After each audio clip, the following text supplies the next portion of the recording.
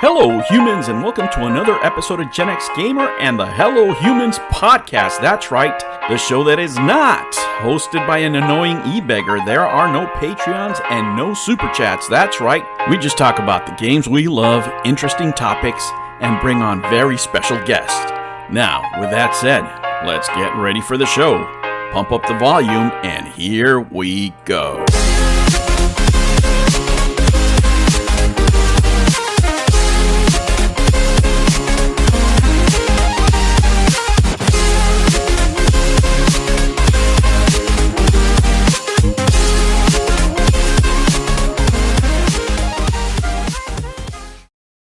Hello, humans, and welcome to another episode of the Hello Humans podcast. Today, we're going to talk about Prince. And for that, I have a very special guest. We're going to go back in time, and we're going to cover one of the great artists of the 1980s and, a great artist of American music. For all intents and purposes, he was a musical genius that played many instruments.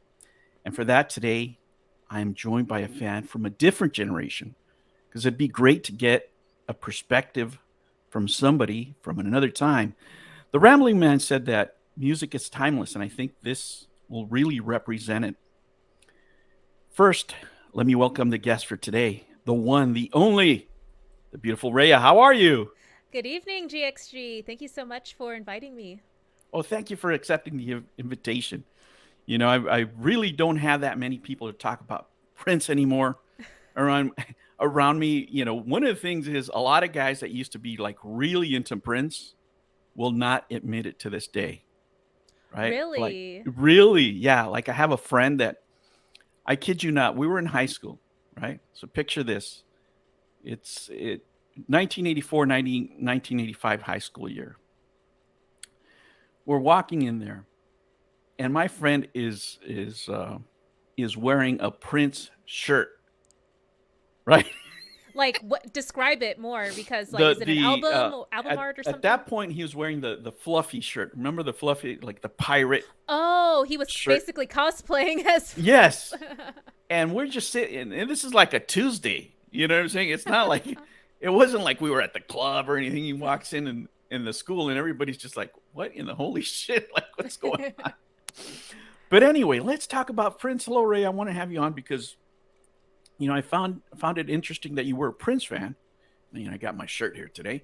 And, you're basically my daughter's age, right? You're like, that's how far apart we are generationally. But I wanted to get your perspective, being a young fan of Prince as opposed to somebody that, grew up with Prince back in the day. Yeah, totally. And today I want to cover, the Purple Rain album specifically and the movie. Because those two things are like intertwined, and that's really when a lot of people got to know him. But first, let me ask you, how did you first get to know Prince? How did you hear him for the very first time? Yes, so I can tell you that as a kid, I had older women in my life, like my aunts and my mom, who would always play like the old school radio station. I think in where I'm at in NorCal, it was 98.1 or something like that, and they kind of been playing the same old school hits like for the last 30 years, honestly. But it's great because I know what to expect when I turn on the station. There's nothing but bangers on there, so I'm not complaining. Anyway, Erotic City would be on heavy rotation on that channel for no reason. Since we're talking about Purple Rain, we I think that was a B-side for that album, if I'm not mistaken. Yes. You can correct me if I'm wrong, but yeah, so that song was on heavy rotation, and Nasty Girl by Vanity 6. So this station was just going ham on the not safe for work music.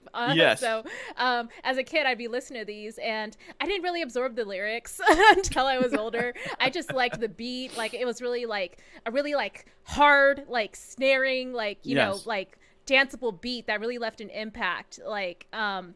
So those are my first vivid memories, because the adults in my life would just be bumping those stations all day long, and they would just tell me about them growing up in the 80s, watching Purple Rain and loving Prince. So into the late 90s, early 2000s, I started to find an affinity for Michael Jackson and Prince, just like a resurgence in interest, just Hmm. randomly. I think around 2003, I was maybe like 11 or 12, and I was getting more interested in old school music as well as like hard rock, classic rock, metal, all those other things. So my musical awakening happened around there, like musical puberty kind Oh, of. okay. So that's where I got more into like the Smiths, Prince, my MJ, all these 80s bands just came cascading over like my interest. And Prince was a big part of that because his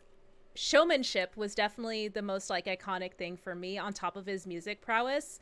And getting into watching Purple Rain, I actually bought the DVD. I begged for it for my birthday from my mom.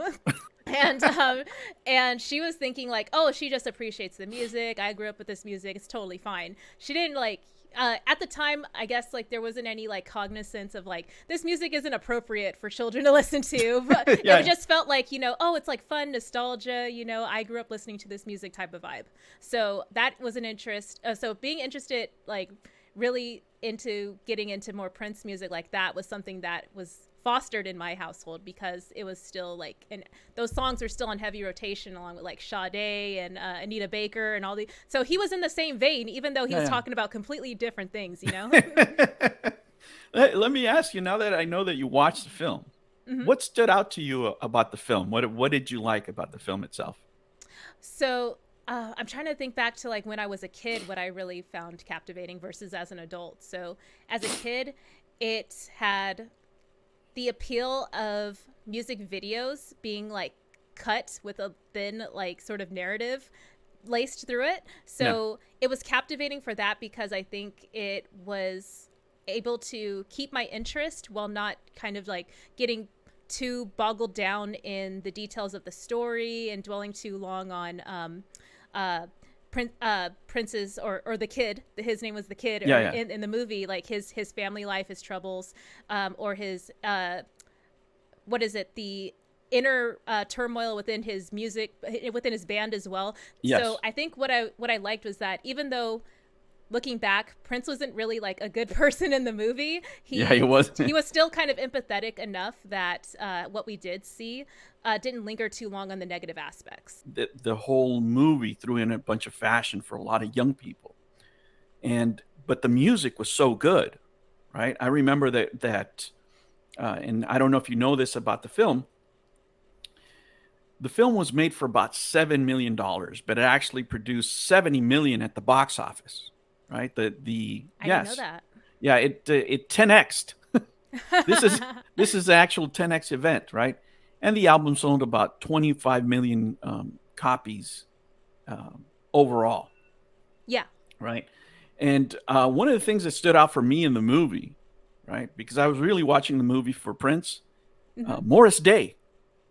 Morris Day, as the villain and I guess the comedy relief of the film, was pretty good because Yes, he was. he was funny, and to this day when they interview him, one of the things that always he speaks of is they always ask him, how come you weren't in the official soundtrack? Because his music is on the right, his music is on the movie, but it's not on the album. Do you know why that is? Um, because it's Prince and the Revolution, not It, Prince it's and the Time. Or money. It's money. He wanted all the money, but he wrote some of the other songs. But he really Right. wanted to keep the royalties to himself. One of the things that the film does go through, though, is the struggles of young musicians during that time. During when I was growing up back in the '80s and the early '70s, everything was before getting a record deal. You really had to earn a spot either at a club or at some sort of venue. Like you had to be the house band. You had to be featured there. Even if you're a DJ, you had to be playing somewhere in order to move forward. That has changed a lot. Like I'm not connected to music anymore. I mostly listen to older music, right? You have the the advantage of seeing that type of music, that type of career getting started. Now, the music that you listen to, artists get popular in a very different way. right? What do artists for the old man cringe community, right? How do musicians get popular now, as opposed to that, what was featured on the film? Oh yeah, I have a lot of respect for the artists who were able to just grind and had to do in real life performances in order to get known, and then hope that someone finds out about them who was traveling in their town and can refer them to be signed for a record label or something. Like this whole rigmarole of just hoping that you get seen by the right person at the right time. I can't imagine that being the case for today's musicians who are able to just put their music out into the world and be discovered by anyone at any time. So yeah, I think for when it comes to Prince, I think that probably was a catalyst for why he felt compelled to just be good or try to be a jack of all trades of like every instrument he did, every note, every word in a lyric had to be touched by him, or else it was not fit for to be seen on his album. So I think that type of executive control was that he is so known for in his music was the result of him having to basically cut his teeth for so many years to be acknowledged, even though like his father was known in the industry a bit, maybe like as a regional musician, as far as like what Mm-hmm. I read. He didn't really break through as as his own name, which I think that's what Prince really wanted. And having to struggle through like the late 70s or so, like making his own name for himself and things like that, and then ultimately having the traveling band with the Revolution. Yeah, he basically is at the. I think that was basically his progression in how he became the Prince that we know today, is because of all these different challenges that he was faced with early on in his career, in my Yeah, opinion. yeah. There's a lot of rivalries back then. If you want to read some good comedy relief, I heard Prince about and him and Rick Rick James. James. Yes, yeah. Yes, they had a beef back in the day, and Prince would go to Prince. He would go to Rick James concerts and then troll him. He would just walk into the crowd so people wouldn't pay attention to Rick James on stage. Wow. But anyway, one of the things that Prince did back in the day that made me aware of the music business was that he actually fought for his rights as a musician. Like he had that contract dispute, with his label.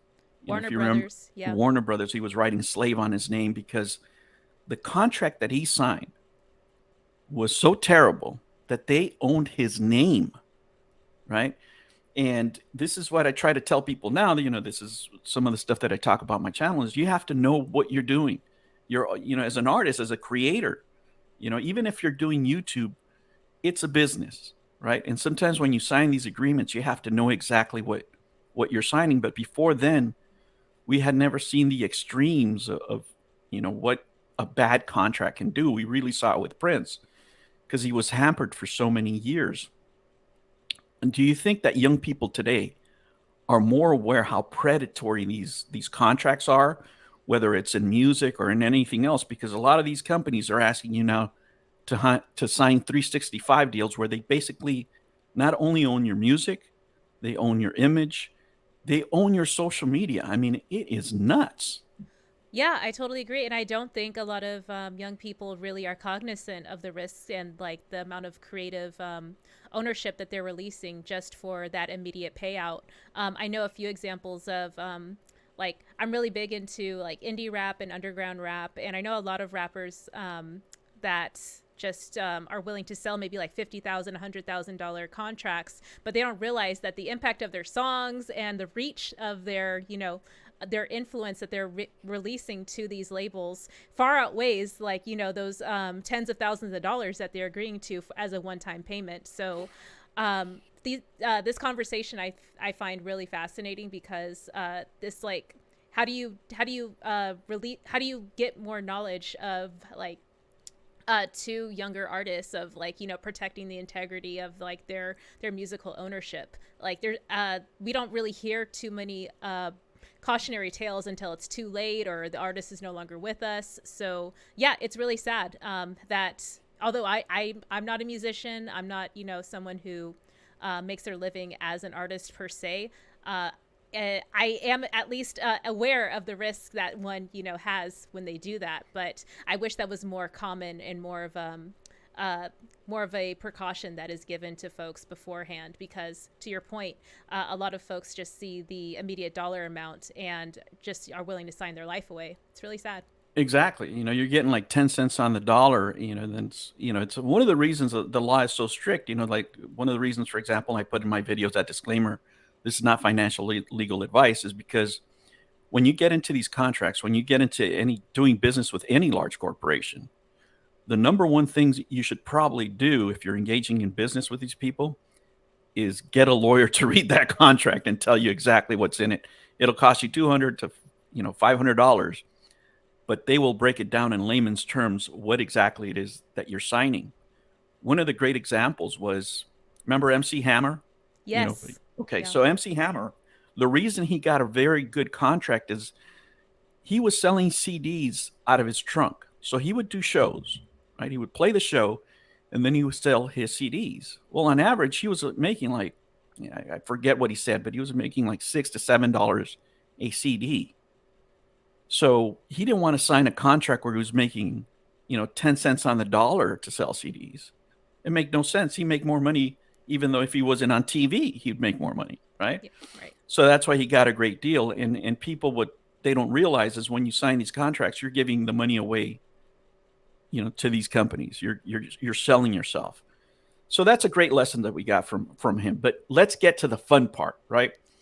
Let's get to the fun part, and that is the Purple Rain album. It really only has 9 songs. Yes. It's only 9 songs long, and that's one of the reasons it's so popular. You can just put it on repeat, put it in your car, and keep on going. There wasn't that many songs to memorize. So let's get to the fun stuff here, and let's rank them, right? There's 9 songs. So what is your number 9? Oh, hold on. Let me just pull up the Sure. CD really quick. I got it on Apple Music. Okay, cool. So, number 9, I would say, gosh, it's pretty tough. Maybe The Beautiful Ones is number 9. I'm more of a fan of the high energy ones, songs. So yeah, Beautiful Ones I would probably put as number 9. And number 8. Do you want me to just Okay. go down Well, the list? I'll go with my number 9. Okay, great. So my number 9 is Computer Blue. Really, that's one of my Yeah. more higher up ones. Yeah, well, I'm doing these based on life experiences. Hmm. So I didn't own a computer back then, but my friends did. And I would hear the song and always remind me that I didn't have a computer. Nice. All right. What is your number 8?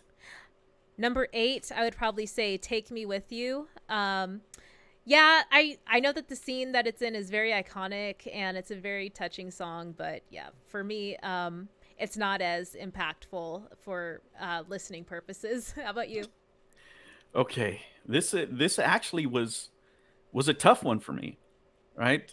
Because a lot of these songs have a special meaning for me, but it's Darling Nikki. Darling Nikki is my number 8, Okay. right? All right. So here we go. Let's go with number 7. Okay, number 7. I would say "Baby I'm a Star."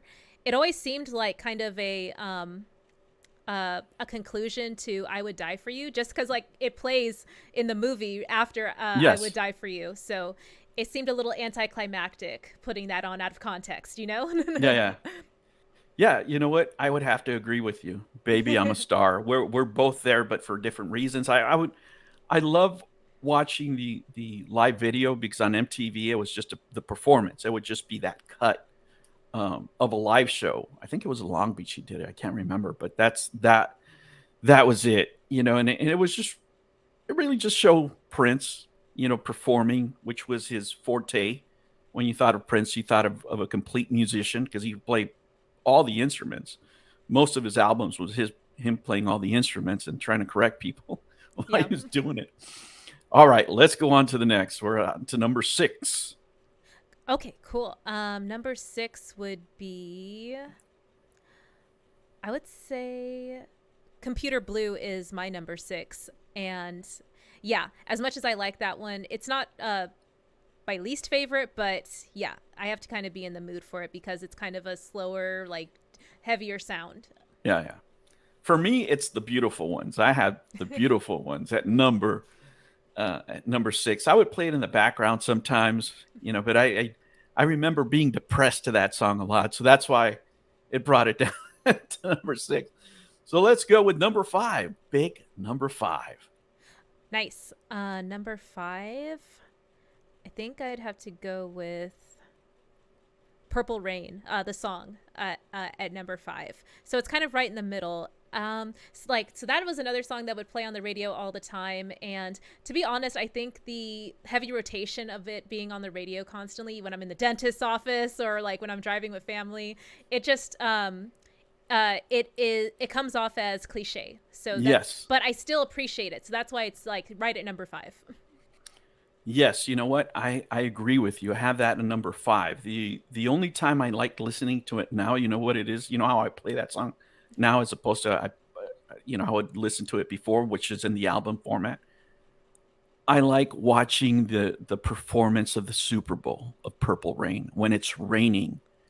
That's Yes. the video that I watch. Like that's how I play it now, as opposed to now I just watch that performance. And it makes me a little melancholic because he's no longer with us and stuff like that. But I think that was an iconic moment for Prince. After the movies and all the hits and what have you, this is an iconic moment in That his was career. 2007, 2008, right? I believe so. Yes. Yeah, back Yes. then. Awesome. Yeah.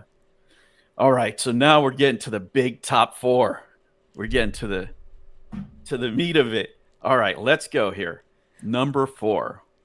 Nice. Okay, number 4. I would say Let's Go Crazy. So that's another one that's on heavy rotation on the radio. But when I'm driving and um, just doing something mundane like an errand or something, it still gets me pumped. Yeah, I'm going to Target. Yeah, I'm going to get me some Chipotle. So I don't know. It has like this way of making mundane events seem a little bit more epic because this song is on. So yes, that is my number 4. Okay. My number 4 is Take Me With You. Back when I was dating when I was in my late 30s, because I'm dating people of my same age, right? That would be like a song to put on the background, like somebody was over or we were just sitting down chilling. You put this song in and they were like, ah, I remember. And then we get conversation going about the movie, I knew that was always an icebreaker, or put it on in the car. So I have a lot of great memories of that song. And also my girlfriend at the time, right? Um, just this is before the movie. She was my girlfriend before the movie came out, but she had that Apollonia look, right? Really? Okay. Yes, yes, yes. And yeah, and then after that, after that summer we broke up because I got a little crazy, you know. But then we got back together again, and eventually we got married. But that was my first wife. But anyway, let's get down to number 3. All right, all right, all right. So number 3, I am going to say Darling Nikki. So I love this song. It is so I want to say it almost feels like revenge prawn, Yeah, just yeah, putting your entire relationship out there for the world to, to see. And on one hand, I find it like, it's very like dark and it's telling like a one-sided story of like how this dude is just being like manipulated by this woman who's just, a complete deviant sociopath.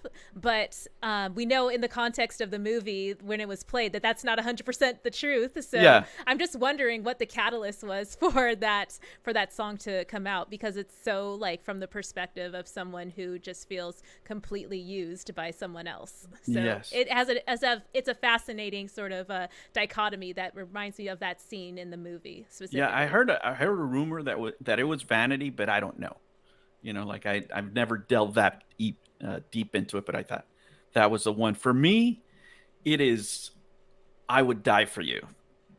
I would die for you. I actually, let me tell you this. Yeah, I've never revealed this. When I was in high school, I was in the choir and I actually performed this song for my talent show, and it was very, very popular. Yes, not because of my singing, because I sing horribly. Just people liked the song, and they were just kind of just singing along because they liked the song. And yeah, I have. Oh man, I don't have a video of that. I wish I did. I wish it was a social media day so my kids get to see it and just make fun of me. But yeah, I did that, and it was those were great times in high school. I have to say that I was a complete nerd in my freshman year, right? But that summer of my freshman year, going to being a sophomore, this came out. When I came back, completely different guy. That's when I made the video for what was it? Fast Times at a Television High, right? That's what happened. And then when I came back, life got better for me, right? In high school, it wasn't strict because my I hated high school in my freshman year. It was horrible. All right, let's go Same. on to the next number two. Number two. Da, da, da, da. Which ones haven't I said yet? Oh, okay. I'm gonna go with "Let's Go Crazy" as my number two. So again, another really high impact, high energy song. It gets me going whenever I'm running errands, and it just brings me back to that start of the movie where we just see like all the chaos going on in this club. Everyone's trying to like go and see this live performance, and it's bringing me back to that energy you were talking about of just being a gritty go-getting musician back in the 80s, having to like basically put everything on the stage in order to hope that someone important sees them, so that can be their big break. So just that, that drive and that determination in that performance as well, like I just that's like peak Prince right there. Like, yeah, he put everything into everything that he did, so that song encapsulates that for me personally. Now I feel terrible now because what I'm about to tell you is not as wholesome as what you think, what you just spoke. So I want you to imagine teenagers, right? Teenagers that have jobs for the very first time, and they get to be alone for the very first time in a mass group, and they just discovered all these things that you can put into your body to make you feel different, right? So yeah, that was kind of our anthem. That's like, as soon as you heard that, you know that somebody was serving somewhere at the house party that you were at. That's how you would do it back then. There was a lot of house parties and stuff like that. There was also nightclubs, right, that came in afterwards. And that later on in life, which is kind of crazy, when I was like in my 40s, people were still partying. And when this song came out, those of us who still remember from high school would be like, "Hey, remember, hey, break out with it." They start rolling joints and stuff, and whatever. Now as adults, now as parents and whatever. So that is why it's my number two. I just imagine the effect of what a beat drop these days is in that moment in the song where Prince is like, "Are we gonna let the elevator I break us down?" know. And then the whole crowd just goes, "Oh no, let's go!" Like that moment right there. Like, Oh yeah, I yes, mean chef's everybody would kiss. yell it, and then unfortunately, it's almost like prophecy. He passes away in an elevator. I mean that for a lot of us, we were talking about it. My friends and I were like, "This is nuts. This is absolutely nuts, right?" And the fact that, I mean, he often spoke about being completely against drugs. When back in the day, and then for him to go like that, it was really sad. He's gone too soon. There's so much he could have still contributed. And guys, stay safe out there. Don't do any of the crazy things people are doing now. So now let's go to number one. Yes, pretty cliche. Also, another heavy rotation on old school stations. When Doves Cry. Yes, Oh that gosh, is number yes. one, of course. Whenever I'm like shopping at like Ross or TJ Maxx, that song comes on. I have to like just stop and like look around and just sort of like pretend I'm in a music video. For for us, let me tell you.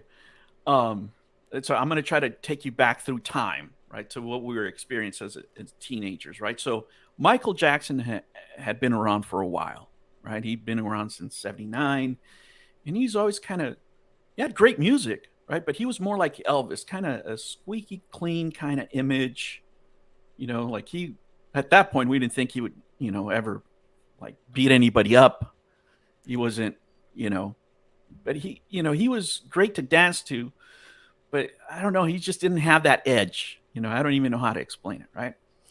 So here comes up Prince, and he's in a butt naked in a in, In in a a tub. tub, and there's beautiful women around him, right? And you're sitting here as a 15-year-old, and you're just like, I, this is the best thing I've ever seen on TV, on MTV, right? And that was just visually, right? The video, and it was a time where and I'm just speaking socially. Prince was the very first time that I saw like people of different races say, "I want that man," right? Like I want that guy, right? He wasn't. They didn't. Some people thought he was Hispanic. Some people thought he was, from Cuba. They didn't know where he was from. The only thing that they knew is that they loved that man, right? And it was unifying. And he had this song that had no bass. I don't know if you remember that. This song it doesn't really have a defined bass. I never noticed that until you just pointed it out. Yeah. Oh man. So that made the song really stand out. And we had seen him with Little Red Corvette. We'd seen him starting to be, a sex symbol, but you can only get Prince in certain radio stations, the more urban radio stations. But he didn't have a lot of play until Little Red Corvette. He started going a little bit more mainstream, because before that, if you remember the outfits he wore, they wouldn't show those on regular TV back in those days. Oh yeah, the music videos for Controversy. Like, I can't imagine those being on MTV until maybe like later in MTV when they started like caring less. But this was just, I mean, he just blew up right off the gate. Everybody was playing Prince, and he was just different, and he was big. And the movie coming out at the same time as the album really created a synergy around the music scene, where a lot of people, that were artists wanted to get in. Like, I write my own music. You started seeing people being influenced, for example, like at that point, Terrence Trent D'Arby came out. Ready for the World. Yes. Yeah. I mean, you had a lot of people that got inspired by Prince, and people were looking for individual artists that created their own songs, as opposed to, some song that was produced by, whoever wrote this. They were looking for the individual, because they thought that would sell at that point. And it was just a great time. It was a great era in music, and he is sorely missed, let me tell you. He was very influential to a lot of people. And we're just talking about one album. I'm sure you're aware that he wrote many other songs, some of which he took credit for and some he didn't. Yeah, Shaka Khan, Sinead O'Connor, Cyndi Lauper, like the list goes on and on. The Bangles. Yeah. We could be here all day talking about, all the careers that he's touched that, wouldn't exist without his blessing to be the catalyst to their music careers. Yes, and a lot of those songs are iconic. I mean, Manic Monday. Oh my gosh. Bangles, I mean, how many people play that over and over again, and it's actually meaningful to them. The most beautiful girl in the world. I mean, he would say it in his shows, there's just too many hits. There's too many hits, because, how do you make a set list when you have that big of a catalog? But Raya, I want to thank you for stopping by and just sharing these moments with me. So this man could, go down memory street, and remember this album and talk. Alphabet Street. Yeah. Oh man. We could be here literally all day. Deep cuts. Deep cuts. Oh my gosh. Yeah. I mean, we could go album by album. I mean, Parade. Parade was a great album. Oh my gosh. Mountains. Oh, that is one of my favorite songs. Oh my gosh, Raya. Now I'm starting to get, oh my gosh. And none of those. The nostalgia. Yeah, the nostalgia. And none of those are going to be featured with the Rambling Man, because he doesn't like Prince. not one of his favorites. But hey, I'm glad you're here with me. I really want to thank you for accepting the invitation. Raya, can you tell us what you're doing now? What are you working on? You're all over the interwebs nowadays. Yeah, so I'm going hard in the paint. Like once I hit 1K, I'm like, I need to start diversifying my content. So I'm experimenting more with shorts, trying to be more personality based, not so much just focusing on game streams. Mm-hmm. So a lot of like the feedback that I've gotten is leading me to do more experimentation with like TV and movie reviews, unboxings, product impressions, and yeah, just giving my honest thoughts as unfiltered as I can. And yeah, just, trying to put myself more out there to learn different techniques on content creation. So yes, that's kind of in a rambly sort of way what I'm working on my channel right now. Yeah, a lot of times there's things that we want to do that we prefer to do, but then the audience says, we prefer this. It's maybe True. not something that we thought about. But guys, follow Raya. She knows how to do it right. You can see her skyrocketing through the charts of YouTubers, and she's going to be out there. So subscribe, like, do all that good stuff so you can reach out to her. I'm going to put her links down below, Twitter, YouTube, and all that good stuff. And thank you so much, Raya, for joining me. I really, really appreciate you spending time with us here. Thank you so much for having me. New videos every Monday and Sunday. Thank you for joining me on another episode of the Gen X Gamer. Remember to like and subscribe, click that notification bell, and remember, never ever be afraid to be happy. I'll catch you on the next one. Take care.